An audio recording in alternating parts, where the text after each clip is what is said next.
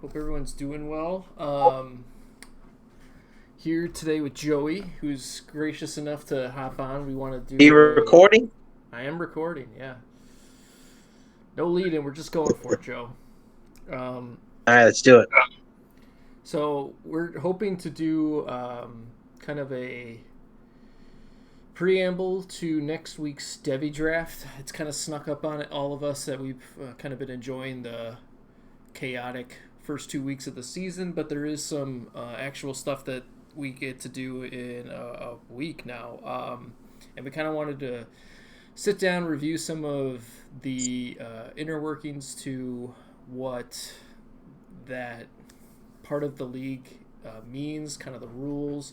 Talk a little bit about the changes that were voted on during the off season and how that affects what people did last year to this year, and then kind of morph into discussion about some strategic elements that people can take and talk about some resources that I use, and then we'll go over draft order for everyone. So Joey's here. He's got a feeling and opinion about everything, and I think for the most part you come from a novice standing, so it's a good barometer for Devy component where you can kind of ask those questions that come up that a lot of people maybe don't ask. So I think it's good to have you on here. So first and foremost, let's start with just reminding people on what the system is. So the Devy system is kind of this twofold approach where there's a draft where people will select their Devy prospects, and then come next year's auction, if you were to win those players, you get a rebate onto the cost. So I've pulled up last year's SEC Devy results on the screen, and you can see the picks that happened in the order that they happened. So last year Joey had the 101 and picked Isaiah Spiller. But he didn't end up owning him last year, so he did not get a rebate for Isaiah Spiller last year. But someone like Ash and being Florida, he picked Justin Ross last year and did end up acquiring him. He acquired him for a end total or a final total of $5. So because the rules are written where it's an up to $20 rebate, Ash and Florida only got $5 worth of a rebate. And as a stark contrast comparison, Alabama last year had selected Treylon Burks as their Devy, won a copy in the auction, had spent $115 on the final price for Treylon Burks, and so he got $20 off that final price that went back into his pool that he can continue to use throughout the auction. So, yeah, go ahead. Do you mind if I interrupt you with my novice questions or Yep, go ahead. confirmations that Go I ahead. need? So you automatically put these up at the beginning, right? So we're not Mm-hmm. nominating these people, or you nominating them? So for the auction, we start with me nominating them, and the reason why I nominate them to start is to give the most opportunity for you to get a rebate if you so choose to grab that player. If you wait, there could be a chance where someone isn't nominating your Isaiah Spiller, for example, Joey. You don't nominate him, someone else doesn't nominate him, and then it becomes later in the auction and the prices have all dropped where you're not spending or really have the opportunity to use that $20 to the best advantage. So my Isaiah Spiller is only the first one, not the second one. It's either or, so you could end up owning either the first copy or the second copy that comes up in the auction, and you would get a rebate if you win one of those two copies. So the reason why we do the first one is just to kind of give you more opportunity. It helps me when I know all the players to start. I can kind of look at the next day because that's usually how long that first round of auctioning goes, where people kind of spend their first initial amount of money and the first players are coming off the board usually a day later. I can look in kind of the transaction and I can really quickly apply rebates. Whereas if I'm trying to guess when players are coming up for nomination, it becomes a bit challenging and it tapers off. So that's kind of why we do it that way. But yeah, you can win one of two copies and get a rebate applied in the system. And I'll auto nominate the first copy, but after that, if you don't win Isaiah Spiller that first copy that's nominated, You could renominate him whenever you so choose. There's no requirement on that. Right, thank you. So that's kind of the general premise of it. There now the changes that happened. So one of the big changes that we voted on last year, and I think it was like almost 60% of the league voted in favor of this, was to change the Devy system from 1 round to 2 rounds. So now there's 2 rounds to select players in the draft. There's also an extension of a element of retaining players that don't declare. So in the previous existence of the Devy system, if Joey had selected Isaiah Spiller and Isaiah Spiller wasn't eligible to enter the draft or decided to go back to school, he would lose Isaiah Spiller to the pool and have to reselect him if he wanted to have that player again next year. And it might not happen where he has that opportunity, but this change now affords him where he could, at the beginning of the season, announce if Isaiah Spiller decided he wanted to go back to school, he could announce that he wants to retain him for the next year. And you can retain either or both of your players, or none. You don't have to retain any player if they don't declare. So that's one big change. So if Spiller, for example, decided last year, I want to go back to school, with the new change, Joey this start of this season could say, I want Spiller again, and so I'm going to retain him, and that will take up one of his draft slots. So it'll take up his his second round pick by default, and if he had a second player that he wanted to retain, that would take his first round pick. But does that take up the next year $15 now, Then or is yeah, that that's the other caveat to it, is so each year you retain a player, the amount the rebate total could be, the most it could go for is $5 less. So if you retain Spiller for a year, the rebate amount would go from $20 to $15. And so all right? yeah, and so that kind of just Sorry to is interrupt you again, no. but Go ahead. if I have, all right, say I get two freshmen, Mm-hmm. right, and the following year I want them both, then I'm not making any picks. Am I? So I'm just basically, no matter what, I'm maxed out at 2 picks. Correct. You are maxed out at 2 picks. Okay.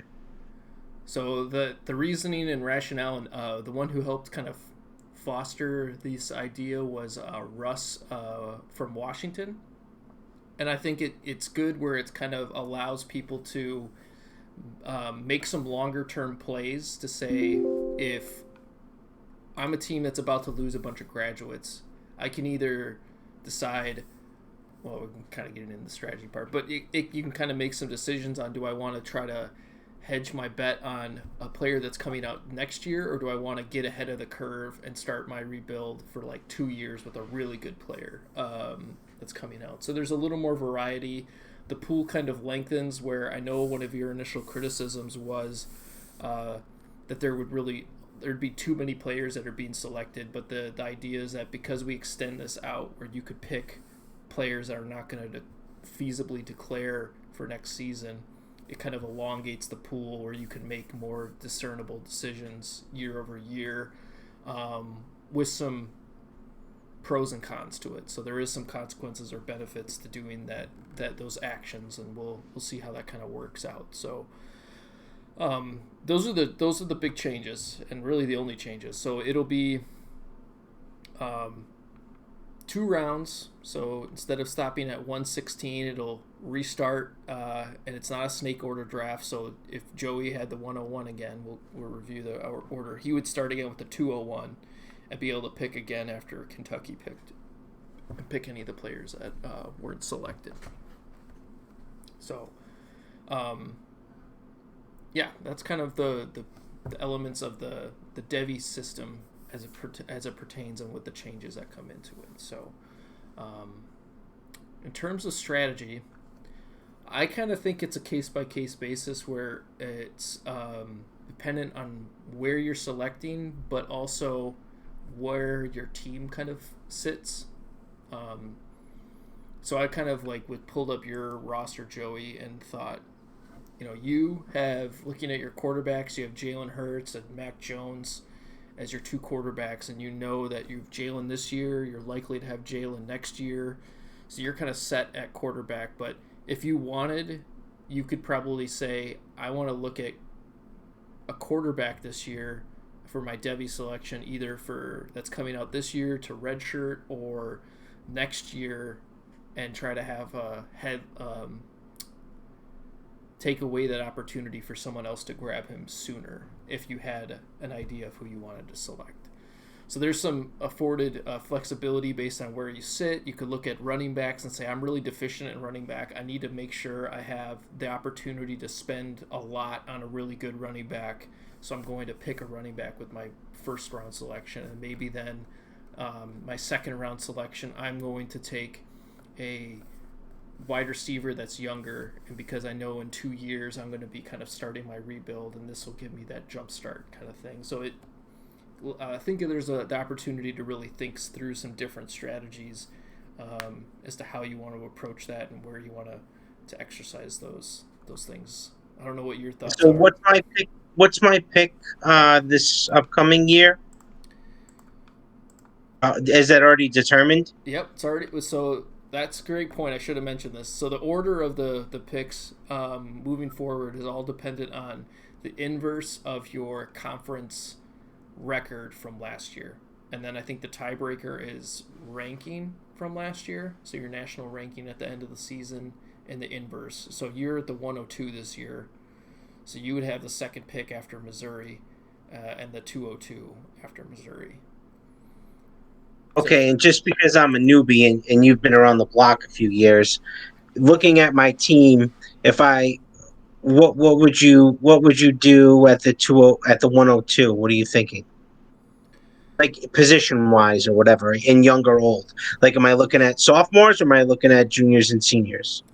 So I think you probably want to look at something like, it looks like you got Jefferson, who's got a player award, Pittman, who's got a player award. Both are juniors and are likely to either potentially be gone at the end of this year, or you're paying more money to keep them around next season, like retaining them and spending more money. So there might be an opportunity where you say, well, I should make sure I can grab another wide receiver to fill that gap. And so I might select a wide receiver.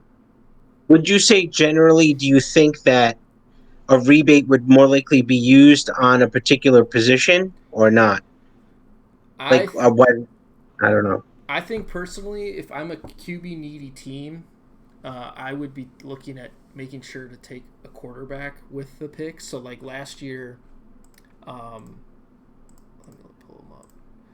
Last year we had didn't necessarily work out the same, but this was not the normal pick for a lot of the drafts. A lot of the picks were Spiller or Brees Hall were like the 101 picks last year. But in minor, Northern Illinois kind of took a zigzag where they went and picked Malik Willis because they knew they needed a quarterback, and they wanted to get an opportunity to grab a quarterback at their highest value. So he went and picked Malik Willis at that point, and while he only ended up spending in effectively $22 to grab Malik Willis, he might have been more had Malik Willis retained his value after the NFL draft.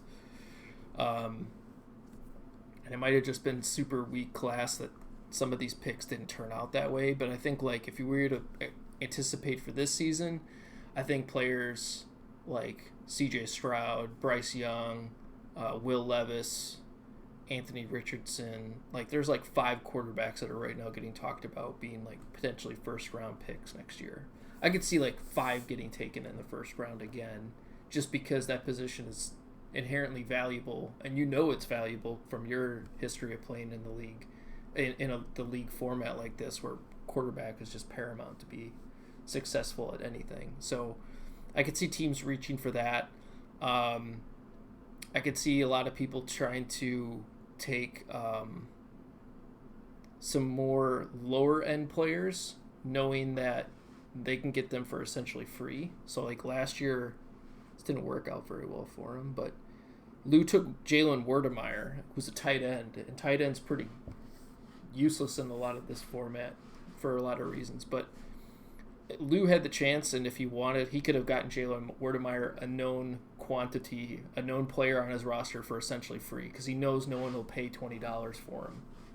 Mm-hmm. And so I can put a lottery ticket on him and know that I get him for free, or I make someone else spend money to overtake him because I'll put his proxy at $20, and anyone's going to have to go above that mark to get him. And if not, I get him for free. So it's like a free lottery ticket where you either make your conference mates spend more, considerably more for some of that more marginal talent because they want to make you pay or whatever, or you get that player for free.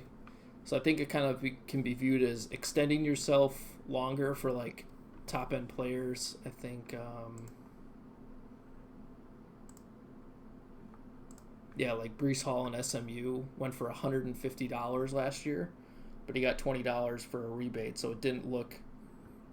It was a higher price point on its own, but it came back down to being more normal, and he got his player that he wanted ultimately. So kind of lets you extend a bit more, or it lets you play with like kind of house money with some of those lower tier players where they won't recoup the same value. Like Oklahoma State got nothing, spent nothing, got nothing, and still ended up with Devontae Price, who was a not very high regarded talent. So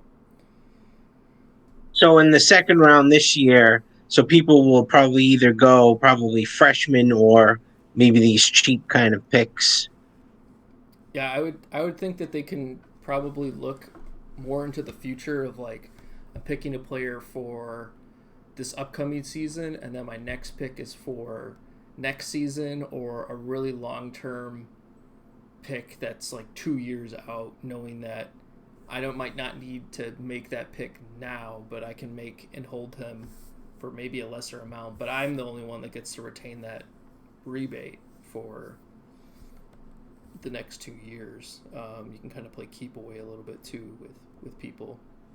So that Penn State running back, that's going to cost you a lot in terms of picks and like foregone picks, and you're not going to get that much money for him if you decide to grab him even with like a second round pick, right?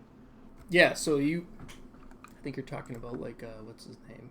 Singleton or something is his name. Singleton, yeah, Nicholas Singleton. He's like supposed to come out in 2025, so you'd have to pick him before anyone else does, and then you'd have to hold him. And the longer you hold him, the less amount is going to come back to him. But if you hold him, no one else is getting that rebate whatsoever. So you can kind of play keep away from everyone, even if you don't get him. Even if you have no intention of grabbing Nicholas Singleton, you at least stop someone else from having a rebate of any kind, even if you don't plan on pulling the trigger. So there's a few avenues, I think, if you were like looking at where you're picking at the 102 and saying, if I pick the highest valued Devy player, even though I don't necessarily anticipate going after him, I'm at least keeping someone else from having that, like, ace in their sleeve where they can keep going higher and higher and grabbing a higher level Devy player and kind of keeping that away from people,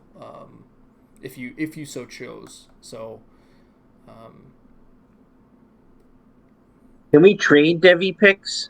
no trading in Devy picks, because it's kind of like, well, what are you going to trade it for? You can't really gain more picks. There's no real monetary value until you actually have the player, so it's really hard. Recruiting dollars? What's that? Recruiting dollars? Recruiting dollars? Currently, there's No, not. we can't, right? The rule says no. So what? I just wanted to know. I'm just checking. No. Rule says no. All right.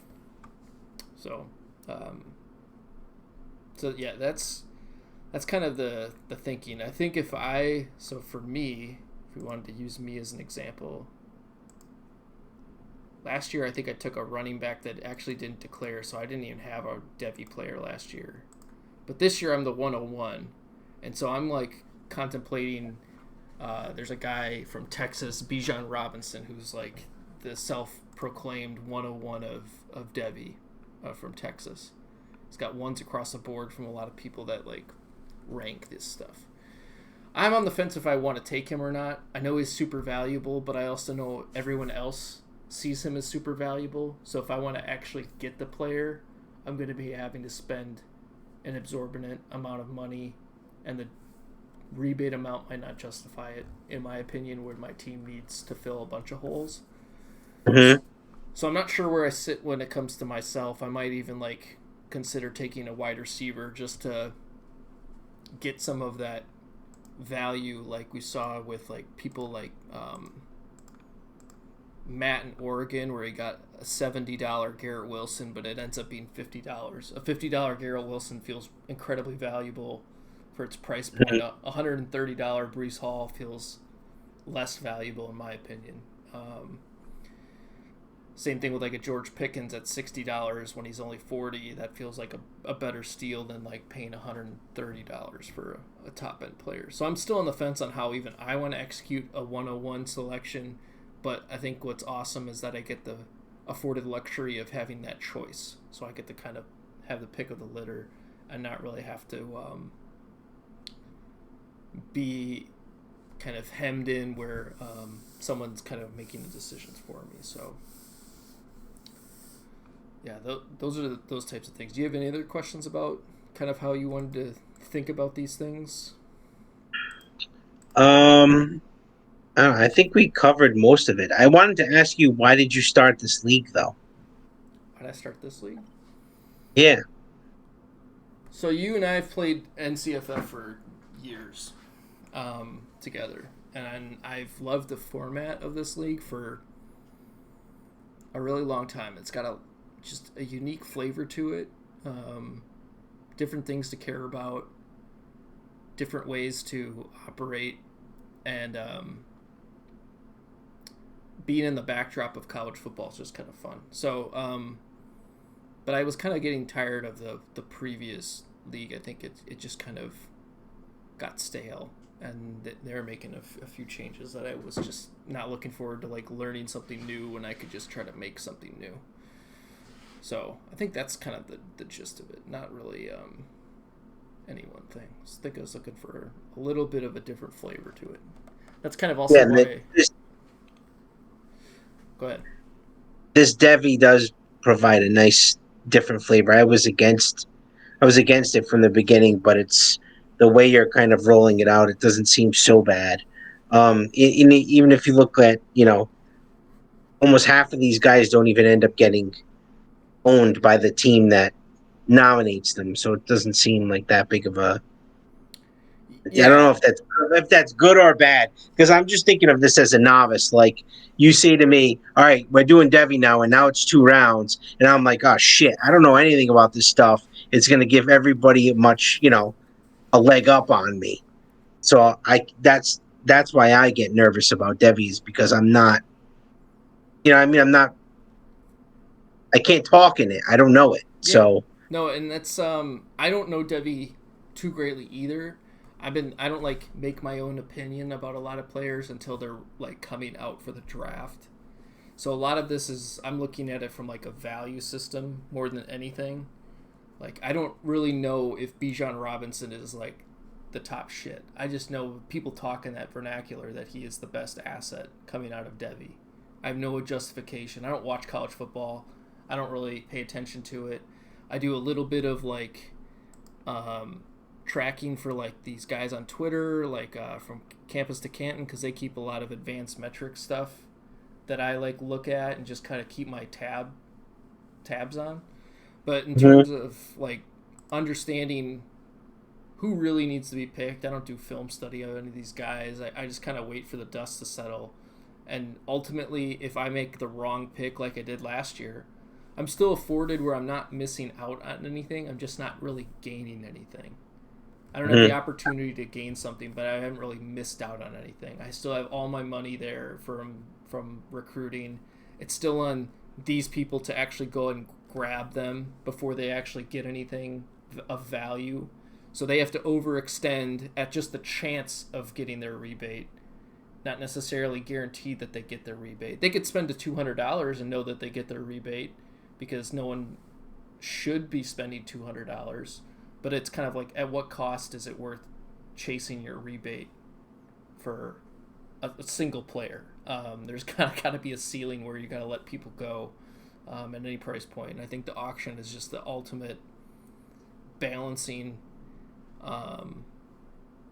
agent for this. Like, there's still all the opportunity to move off a player with no really damage done. Like, Luigi made a bad pick with Max Borghi and still was able to participate in the auction with no real issues. He got a free player, which he could then cut almost immediately, but no really harm done. I think it's just the opportunity to find some value. And if teams can make better gains on it over time, that's fine, but they still have to execute on it. And it's only one of the 2 copies. So I think that's the other thing that kind of gets lost. Like, you're only picking the rights to an Isaiah Spiller, but you only can get the rebate for one of those copies, and then someone else is going to get the other copy at, the normal rate. So I think that kind of gives a bit more flexibility, where it's not so much of like you cornering the market on one single player and having your run of the mill at them. You kind of get the option at 1 or 2 of them. And how that kind of shakes out is still really dependent on the auction itself. So, yeah, I'm interested to see how this goes. I think last year I noticed there was changes to how I approached certain players in the auction because I knew someone had a rebate still. So, like, for example, I was spending a lot on Chris Olave, who I got on my team last year, but I knew Penn State had Chris Olave rebate in his back pocket. And so I was curious about spending too much and pushing him off Chris Olave on the first copy, knowing that if I did, I'd have to potentially fight him on the second copy with that rebate in his back pocket still. And it's kind of like, do I really want to be fighting a guy who's got the ability to extend further on his money than me? And you kind of play a little bit of a cat and mouse with that auction, which I thought was a little interesting. I don't think a lot of people picked up on that, but I definitely picked up on it, which was kind of an interesting note to lean on. So,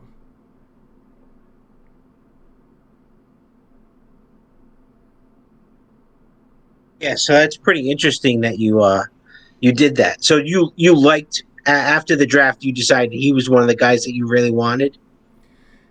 yeah, I mean, because I like, as you know, I listened to Matt Waldman, and he had Chris Olave as one of his top players, and I'm still a rebuilding team from last season, so I valued the wide receiver position more to kind of build that foundation for my team.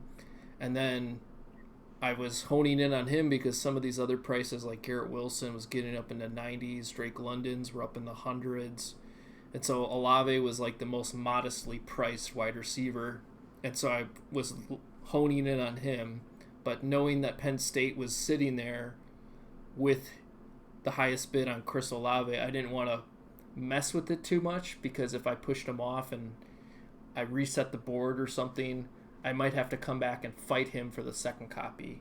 And I wasn't too keen on having to fight him for the second copy if I could avoid it, because you kind of pick up on some of that first copy stuff, like who's focusing on who, and it kind of gives you some hints on like, okay, who's going to come after the second copy if it doesn't work out for a team.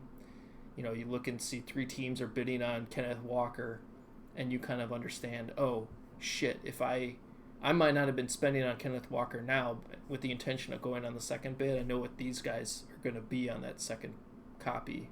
And you can kind of play that forecasting a little bit in the auction. And I did some of that similar stuff with like Olave when I was focusing in on him, just because his price was more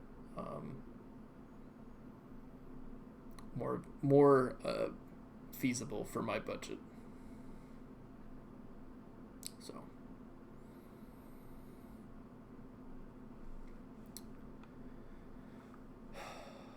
The other thing we didn't really note is doesn't really help people that are at the beginning of the draft, but one of the other super easy things to do is just cheat off of other drafts that are going on. So as we input the information of who's been selected and you're not sure who to take, you can easily pick or peer at another draft board and just say, oh, that's the highest one that was taken there. I might as well just throw myself at that one, not have to do too much thinking about who's ranked high on like DLF or Campus to Canton or something like that. You can just use the old peek at someone else's work and kind of make a decision on that front and not necessarily have to consider too many options, but be awarded the opportunity at some of the benefits. That's always something I think that people should definitely take more care of noticing, is that they can review transaction pages for auctions and see what people are doing. You can review this board and see how people are utilizing things. So Yeah, that's how I usually get great deals in auctions, is because people look at like the first copy and what it was bought for and base their valuations on that instead of using their own independent judgment on what a player should go for. So, but that's auction strategy. But I could see how this is just a regular, snake draft. So I may steal some ideas with people from the 102, see who goes 101, maybe see what their team looks like and who they're picking and see if they're similar to my team and just get an idea if I'm 50-50 on somebody. But I don't know if this is the wrong way to look at things, but I kind of like the idea of pedigree. Like I saw Marvin Harrison Jr. exists. So I think it's he always exists, yeah. kind of like really cool that, I'm going to get the guy whose dad was a fucking Hall of Famer. So, Yeah, I think that, but also like you can rely on like the schools. So like you see like some of the top at these lists are Texas, Ohio State, Alabama schools, and you could just go to the depth chart and say, I'm just going to take the top wide receiver at Ohio State and feel pretty good that that's going to be someone that gets drafted somewhere, you know? mhm. Um, so yeah, those are definitely some luxuries. What I think I'll do though is, I think I did this last year. I'm going to take export this list and share it with people, just because if they want to, they can look at it without having to have their own DLF login for something just so simple and arbitrary to, not arbitrary, but simple and like indistinguishable when you consider how it gets played into the rest of the league. I might just share that and people can use it if they want. So Yeah, that'd be awesome. yeah, just to give some afforded knowledge. So kind of talked about everything. Unless you have other questions, we can just kind of review the orders for everything No, I'm else. good. Okay. And so all of this is going to start next week. So we'll at the start of week 4, so probably Tuesday or Wednesday, we will kick this off. How this will work is we're just going to do everything in conference chat. I'll keep kind of tabs on there. I think last year we did message boards and that kind of got a little messy. So we'll do Slack chat probably this year just for expediency, instead of having to go to the message board, then come back to Slack and tag someone. We'll just link this sheet. I'll input the players as we go, and people can reference it and make their picks in Slack, and we'll see how well that works.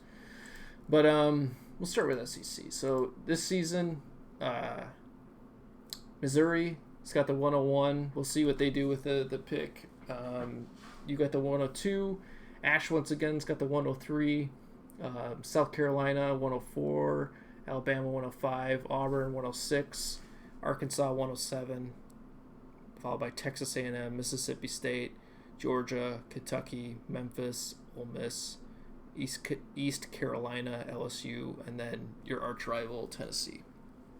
And then kicking off round 2, we'll restart the order, following up with Missouri, and then go all the way back down to Missouri, Tennessee. So you can come to this and see what the order is. In the Pac-12, Oregon State is get the number 1, followed by Cal, Colorado, USC, BYU, Arizona State, Oregon, Air Force, Arizona, Washington, Stanford, Boise, UCLA, Washington State, Colorado State, and Utah. What's interesting about this one, I don't know if you've picked up on this, is that some of these teams are currently leading that are like higher up in the order are like leading the Pac-12, like Air Force, Arizona State, Colorado's been pretty good. And the teams that are at the bottom now were at the top last year. So Utah, Colorado State, UCLA are all like right now, licking the bottom of the barrel when it comes to the rankings. And so it's interesting how much they had a mass exodus of talent. Oh And boy.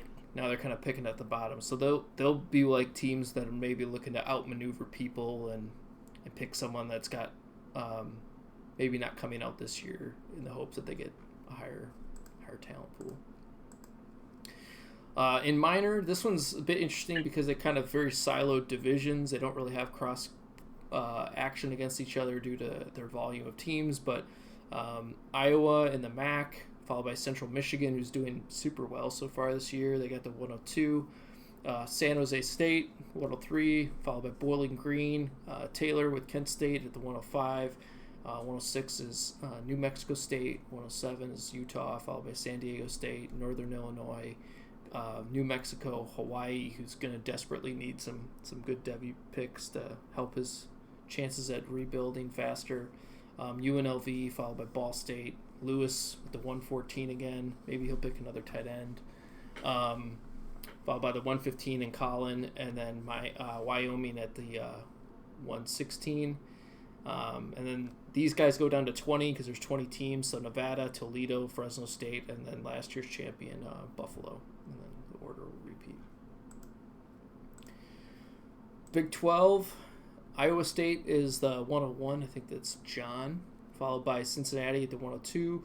Tulsa 103, followed by West Virginia, Kansas State. A lot of Big 12 North teams. TCU, Army, Texas Tech, Oklahoma, Kansas, SMU, Texas, Houston, Baylor, I got to figure out what we're going to do with Baylor, Oklahoma State, and then Marshall. So as a reminder, if you kind of time out, so the timing of the window to like make a pick, if you're on the clock, is like going to be roughly 24 hours. I'm not going to be super picky on the time if they're coming in, but we're going to try to keep things to 24 hours to keep things moving, especially since we have some more picks. But if you miss a pick, goes over 24 hours, or like Baylor's instance, they're kind of MIA. We didn't vote or pass the measure last year to have auto picks for MIA teams, so there's still going to be a blank when it goes to next season. So Big Ten, kind of talked about it myself with the 101, Nebraska, Michigan State, Penn State, Rutgers, Minnesota, Maryland, Illinois, Ohio State, Navy, Notre Dame, Iowa, Purdue, Indiana, Michigan, and Northwestern, last year's champ. So I'm not going to repeat itself. And then lastly, the ACC, there's Miami, Virginia, UCF, Syracuse, Jake with NC State, Boston College, Wake Forest, Charlotte, who was last year Duke, North Carolina, Georgia Tech, UConn, Louisville, Pitt, Florida State, Virginia Tech, and then fucking asshole Daniel. So that's the orders. We'll use Slack, see how that goes this year, and as those picks are made, I will input them, and they should populate with the player's name and position. The other information that came on this stuff will populate more as we get closer to auction time. So like these star recruits will happen as the recruit star class comes out, and same with like pictures and scores. So none of that stuff will be there now when we make the picks, but the name and the position will be there. So anything else you want to talk about? Yeah, I wanted to ask you, has your opinion changed on any of the top 25 teams at all? Like any big changes? I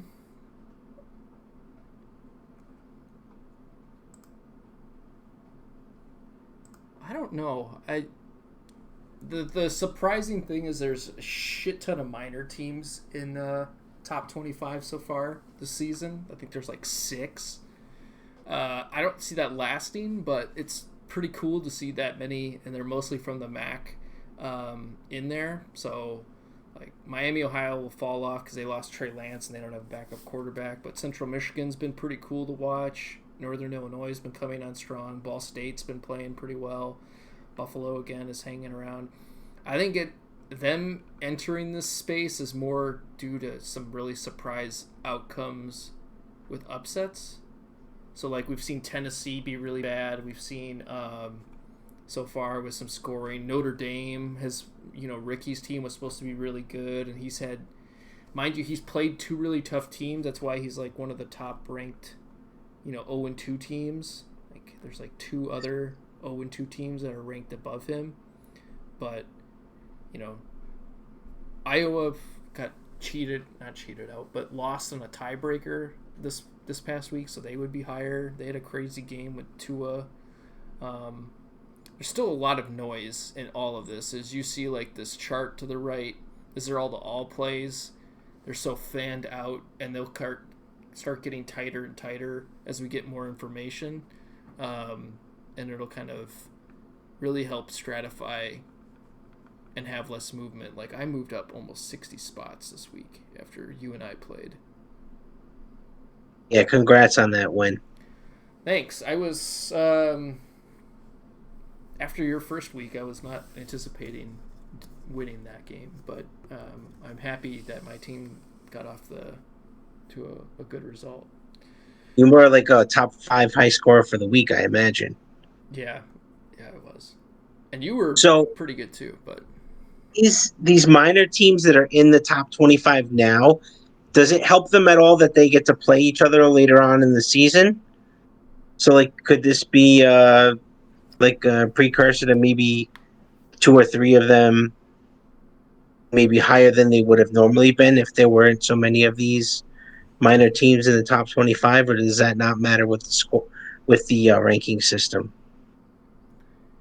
it will probably hurt them more. So, is the case that's being made for minor is that they need to do as much as they can in the first 4 weeks with anticipating that their opponents all play tapers off in the division play, because the teams that they play against, they're playing against. Here, let's actually look at them. I posted this in their chat after the first week, but it was last week. There was this huge 20 ranking chasm between the teams. There was like all these teams, like half of them were scoring above average scores, and they were in the top 40, and then the other half were in like the bottom 80. So it's kind of like this disparity really to the extremes where they're doing really well when they're playing non-conference and when they make that up, but when they go back to playing each other, they're going to be playing some really weak opponents. So they better hope that their opponent all play keeps holding, because they're going to keep stacking up wins. But they're hoping that the other divisions and conferences are beating up on each other enough that their wins mean more, because their opponents are going to be weaker. It's a weird way that they have to operate in comparison, because they have some different things to factor in, and they got to like do a much more forecasting. Whereas, like you and I, we could lean on just how well we do in division and conference and say, all right, if I just win the division, I have a good shot at making the playoffs. Whereas there's an entirely different unknown, and they have to make sure their resume is stout enough. So, but I mean, Ole Miss has been a surprise. Arizona State's been a surprise to me. You've been a surprise. I think you've scored really well. West Virginia, Pitt, they're pretty good surprises.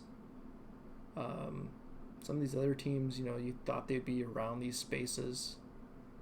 And then some of the sizable ones are like Ricky, Ethan. I think even Utah State I thought would do better. They've lost 2 games. BYU's played pretty poorly, and they were supposed to be pretty good. Mind you, they think they're still missing some injured players, but yeah. I'm not shocked. There's going to be a lot more movement in the next couple weeks, but we'll see what those results, play out. Everything doesn't really kick off until division conference play starts and after week 4. So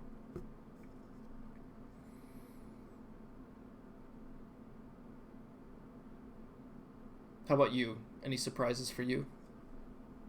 No, no surprises yet. Like you said, we're not sure. I expected Ethan to be bad, so that's my expectations are being met. You're So being your met, yeah, and being a little validated, huh? for now, yeah, yeah. Eastern Carolina is where are they? 32. They had a big All win right, last week, but yeah. all right. I'm good, man. I don't know if we have anything else to cover, but No, we'll see what other people have in terms of questions. I think ultimately, hopefully, the Devy thing is just a little low pressure. It's not really that big of a thing. It's just kind of some in season activity to kind of start setting yourself up for next season if you care. The other big thing is to note is that IR locks kickoff of week 5. So make sure that if you have any IR players that haven't had a medical before and are eligible to receive one, that they get on your IR spot because they will be locked and you will miss out. So players like Trey Lance or Elijah Mitchell are the two big ones so far. They should be definitely making a point to get on your IR if you can get them there before you wait too long and miss it. So, but yeah, I think that's everything. So we can end it there. I appreciate you hopping on, Joey, and asking those questions. Hopefully, people kind of find that insightful from the thought process, and we'll hopefully have a good run for Devy Draft. So, with that all said, right. Thanks for having. absolutely, thanks for joining.